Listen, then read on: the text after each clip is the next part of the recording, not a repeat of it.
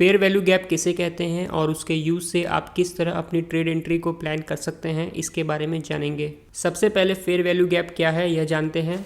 जब भी मार्केट में प्राइस अपने बैलेंस एरिया को छोड़कर किसी एक जगह से दूसरी जगह पर बहुत तेज़ी से जाते हुए बड़ी बड़ी कैंडल्स बनाती है तो इसका मतलब यहाँ प्राइस में इम्बैलेंस बन रहा है। यानी इस साइड के मार्केट में सेलर्स के मुकाबले बायर्स ज़्यादा होने के कारण दोनों की संख्या में अंतर बढ़ने से बायर्स बढ़े हुए प्राइस पर बाइंग करने के लिए तैयार होने से मार्केट में बाइंग प्रेशर बढ़ता है, जिस कारण प्राइस बहुत तेज़ी से ऊपर निकल जाती है। उसी तरह जब मार्केट में बायर्स के मुकाबले सेलर्स अगर ज़्यादा संख्या में मौजूद होते हैं तो वह प्राइस को कम कीमत पर बेचने के लिए तैयार हो जाने के कारण मार्केट में उस लेवल के पास सेलिंग प्रेशर बढ़ने से प्राइस तेज़ी से नीचे चली जाती है। आसान भाषा में बताया जाए तो जब मार्केट में सेलर्स कम और बायर्स ज़्यादा होते हैं तो बायर्स ज़्यादा भाव पर स्टॉक्स को खरीदते हैं, जिससे बाइंग प्रेशर बढ़ता है और प्राइस तेज़ी से ऊपर जाती है। वैसे ही जब मार्केट में बायर्स के मुकाबले सेलर्स ज़्यादा होते हैं तो वह स्टॉक्स को कम दाम में बेचते हैं, जिससे सेलिंग प्रेशर बढ़ने से प्राइस तेज़ी से नीचे जाती है। मार्केट में प्राइस इसी तरह बैलेंस से इम्बैलेंस के दौरान घूमती रहती है, जिस कारण चार्ट्स पर अलग अलग चार्ट पैटर्न बनते रहते हैं। एक कंसोलिडेशन जोन से जब मार्केट पहली बार बाहर निकलता है तो अगर बायर्स की संख्या ज़्यादा हुई तो प्राइस ऊपर की तरफ ब्रेकआउट करती है। उस समय यहाँ पर बहुत से सेलर्स अपने सेलिंग ऑर्डर को लगाकर बैठे होते हैं, जिससे जब भी प्राइस इस एरिया में आती है तो उनके सेलिंग ऑर्डर्स एग्जीक्यूट हो जाते हैं। मगर बहुत बार अगर मार्केट में प्राइस अपने लोएस्ट लेवल पर ट्रेड करती है तो उस समय बहुत बड़ी संख्या में बायर्स यहाँ बाइंग करते हैं, जिससे प्राइस ऊपर बढ़ती है। लेकिन अगर यहाँ जितने बायर्स बाइंग करना चाहते हैं उनके मुकाबले में सेलर्स की संख्या कम होती है तो यहाँ पर जो सेलर्स पहले से अपने सेलिंग ऑर्डर को नीचे लगाकर बैठे थे वह अब अपने सेलिंग ऑर्डर्स को ऊपर की तरफ शिफ्ट करते हैं, जिस कारण बायर्स को महंगे दामों में स्टॉक्स को खरीदना पड़ता है, जिससे प्राइस तेज़ी से ऊपर बढ़ती है। इसीलिए यहाँ प्राइस में इम्बैलेंस या फिर गैप बनता है, जिसे हम दो कैंडल्स के बीच में क्लियर देख सकते हैं। अब क्योंकि बायर्स ने मार्केट में प्राइस के फेयर वैल्यू यानी कि उचित भाव से ज़्यादा भाव देकर उसे खरीदा है, इस वजह से हम इसे फेयर वैल्यू गैप कहते हैं। अब प्राइस इम्बैलेंस या फिर फेयर वैल्यू गैप को जानने के बाद इसे चार्ट पर किस तरह से ड्रॉ करना है यह सीखते हैं। अगर मार्केट में एक अप ट्रेंड के दौरान चार्ट पर इस तरह से कैंडल स्टिक पैटर्न बनता है तो उस समय हमें नीचे से ऊपर की तरफ 3 कैंडल्स को इस तरह मार्क करना है, जहां पहली कैंडल की क्लोजिंग के पास और तीसरे कैंडल की ओपनिंग के पास हम इस तरह से 2 लाइन को अगर चार्ट पर बनाते हैं तो हमें यहाँ क्लियर गैप नज़र आता है। इस गैप को हम बुलिश फेयर वैल्यू गैप कहते हैं। इसी तरह अगर मार्केट में एक बेरिश ट्रेंड चल रहा है तो पहली बेरिश कैंडल की क्लोजिंग और तीसरी कैंडल की ओपनिंग के दौरान हम लाइंस को बनाएंगे तो हमें दोनों के बीच में गैप नज़र आएगा, जिसे हम बेरिश फेयर वैल्यू गैप कहते हैं। लेकिन बुलिश प्राइस एक्शन में पहली कैंडल की क्लोजिंग नीचे है मगर उसकी कैंडल विक अगर क्लोजिंग से ऊपर है तो हम यहाँ कैंडल विक के ऊपरी पॉइंट से लाइन को बनाएंगे। उसी तरह तीसरी कैंडल की निचली विक से हम एक लाइन को बनाएंगे। अब अगर इन दोनों के बीच में गैप बनता है तो हम इसे वैलिड फेयर वैल्यू गैप कहेंगे। लेकिन जब भी प्राइस बैलेंस बनाकर बायर्स और सेलर्स को समान रूप से मार्केट में शामिल होने का मौका देते हुए 2 कैंडल के दौरान अगर कोई भी गैप नहीं बनाती तो यहाँ चार्ट पर कोई भी फेयर वैल्यू गैप मौजूद नहीं रहेगा। इसलिए इस तरह के प्राइजेशन को हम बैलेंस प्राइजेशन कहेंगे, क्योंकि यहाँ प्राइस में कोई भी इम्बैलेंस मौजूद नहीं है। साथ ही बहुत बार इस तरह से एक बड़ी रेड कैंडल चार्ट पर बनने के बाद अगली कैंडल की ओपनिंग और क्लोजिंग अगर इस कैंडल के अंदर होती है और अगर कोई इनसाइड कैंडल चार्ट पर बनती है तो हमें यहाँ सबसे पहली वाली रेड कैंडल को नंबर 1 कहना पड़ेगा और इस तरह से कैंडल की नंबरिंग करनी पड़ेगी। अब यहाँ 1 नंबर कैंडल के हाईएस्ट पॉइंट और तीसरे कैंडल के लोएस्ट पॉइंट से लेकर अगर हम 2 लाइन को ड्रॉ करते हैं तो यहाँ पर जो गैप बनेगा हम उसे फेयर वैल्यू गैप कहेंगे। इसीलिए चार्ट पर अगर इनसाइड कैंडल बनती है तो हमेशा मास्टर कैंडल के हाई और लो पॉइंट को ध्यान में रखकर फेयर वैल्यू गैप को चार्ट पर ड्रॉ करना है। नहीं तो बहुत से ट्रेडर इनसाइड कैंडल के हाई और लो पॉइंट से लेकर फेयर वैल्यू गैप को ड्रॉ करते हैं, जो कि एक गलत प्रैक्टिस है।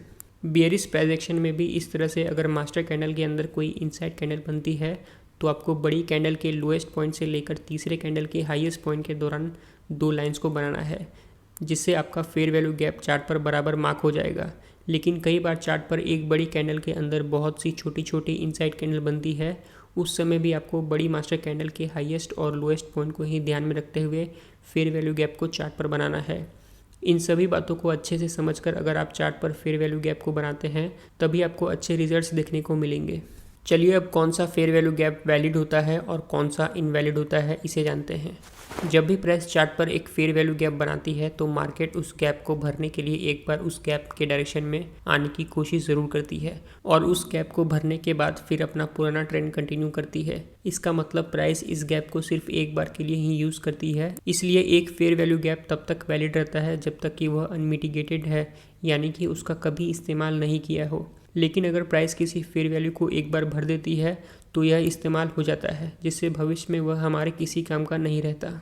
इस वजह से एक फेयर वैल्यू गैप सिर्फ एक ही बार इस्तेमाल होता है। अगर वह मिटिगेट हो गया तो हम उसे आगे के लिए कंसीडर नहीं करते। मार्केट में बहुत बार प्राइस किसी फेयर वैल्यू गैप एरिया में आकर उसे रिस्पेक्ट करे बगैर नीचे जाते हुए उसे ब्रेक कर देती है और कैंडल की क्लोजिंग फेयर वैल्यू गैप के बाहर हो जाती है। अगर चार्ट पर इस तरह से सिचुएशन बनती है तो यह एक इनवैलिड फेयर वैल्यू गैप है, जिसे हम आगे के लिए इस्तेमाल नहीं कर सकते, क्योंकि यहाँ प्राइस इस गैप के नीचे जाकर क्लोज हुई है। इसीलिए अब हम यहाँ हमारे प्रीवियस ट्रेंड की डायरेक्शन में ट्रेड एंट्री नहीं कर सकते। लेकिन अगर प्राइस नीचे से इस गैप एरिया में आते समय एक लॉन्ग लोअर विक बनाकर कैंडल की क्लोजिंग अगर इस एरिया के 50% के आसपास या फिर उसके ऊपर करती है तो हम इसे एक वैलिड फेयर वैल्यू गैप मान सकते हैं और यहाँ ट्रेंड की दिशा में ट्रेड एंट्री का प्लान बना सकते हैं। क्योंकि प्राइस ने इस एरिया से नीचे जाते समय रेजिस्टेंस फेस किया है, जिस कारण यह एरिया अब भी प्राइस को रिवर्स करने की ताकत रखता है। क्योंकि मार्केट ने यहाँ इस कैंडल के लोअर विक के जरिए नीचे मौजूद लिक्विडिटी को स्वीप किया है, जिस वजह से प्राइस यहाँ से वापस अपने पुराने ट्रेंड की दिशा में ट्रेड करने के चांसेस बढ़ जाते हैं। कभी कभी मार्केट में प्राइस जब बहुत समय के लिए एक कंसोलिडेशन जोन में ट्रेड करती रहती है तो इस समय होने वाली ब्रेकआउट बहुत स्ट्रांग होने के कारण चार्ट्स पर बड़ी बड़ी कैंडल्स बनने से फेयर वैल्यू गैप का एरिया भी बड़ा हो जाता है। ऐसे सिचुएशन में आप प्राइस के इस एरिया के निचले हिस्से तक का आने का इंतज़ार नहीं कर सकते, क्योंकि प्राइस बहुत बार फेयर वैल्यू गैप के स्टार्टिंग पॉइंट या फिर 50% एरिया से ही रिवर्स हो जाती है, जिस वजह से आप ट्रेड एंट्री करने से चूक जाते हैं। इसलिए अगर चार्ट पर इस तरह से बहुत बड़ी कैंडल से फेयर वैल्यू गैप बनता है तो आप यहाँ इस एरिया के स्टार्टिंग पॉइंट या फिर 50% के एरिया के पास अपने ट्रेड एंट्री ऑर्डर्स लगा सकते हैं, जिससे आपका स्टॉप लॉस भी छोटा हो जाएगा। क्योंकि अगर आप इस कैंडल के स्टार्टिंग पॉइंट पर एंट्री करते हैं तो आपको अपना स्टॉप लॉस यहाँ नीचे लगाना पड़ेगा, जिस कारण स्टॉप लॉस बड़ा बनने से आपका रिस्क टू रिवॉर्ड रेशियो बिगड़ सकता है। इसीलिए आप यहाँ अगर 50% से ट्रेड एंट्री करते हैं तो आपका स्टॉप लॉस छोटा होने के कारण रिस्क टू रिवॉर्ड रेशियो भी मेंटेन रहेगा। एक बात को ध्यान रखिएगा, अगर चार्ट पर बुलिश फेयर वैल्यू गैप बनता है तो आपका स्टार्टिंग पॉइंट यहाँ ऊपर से शुरू होता है, इसीलिए यहीं से आपको ट्रेड एंट्री प्लान करनी है। और अगर चार्ट पर एक बेयरिश फेयर वैल्यू गैप बनता है तो आपका स्टार्टिंग पॉइंट यहाँ नीचे से शुरू होता है, जिससे आप यहाँ से बेयरिश ट्रेड में एंट्री को प्लान कर सकते हैं। जब भी प्राइस चार्ट पर एक वैलिड ब्रेक ऑफ स्ट्रक्चर बनाने के बाद फिर से नीचे आती है तो उस समय फेयर वैल्यू गैप एरिया से सपोर्ट लेकर वापस ऊपर जाने के चांसेस बहुत ज़्यादा हो जाते हैं। क्योंकि यहाँ मार्केट ने इस स्विंग के ब्रेकआउट के बाद यहाँ इस ब्रेकआउट को देखकर जो रिटेल ट्रेडर मार्केट में एंटर हुए थे उनके स्टॉप लॉस ऑलरेडी हिट होने से मार्केट ने उनकी स्टॉप लॉस लिक्विडिटी को नीचे स्वीप किया है।